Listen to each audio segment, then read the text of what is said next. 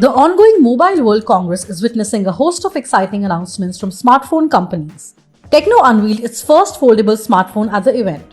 The Phantom V Fold is a left-right foldable smartphone and is powered by MediaTek's Dimensity 9000 Plus processor with 12GB RAM and 256 or 512GB of storage. The Phantom V Fold has a 7.85-inch display with an 8:7 aspect ratio, which the company says is optimal. Tecno describes the screen as ultra-flat and it is supposed to have a virtually invisible crease. The external OLED display measures 6.4 inches.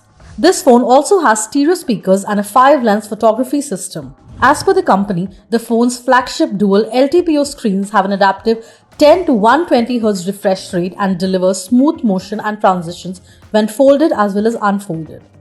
This device also has a 5000 mAh battery and supports rapid 45-watt charging. Prices in India will be Rs 79,999 for the 256GB option and Rs 89,999 for the 512GB variant.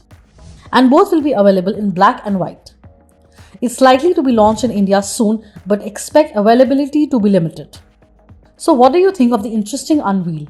Tell us in the comments and stay tuned to Gadgets 360 for all things tech.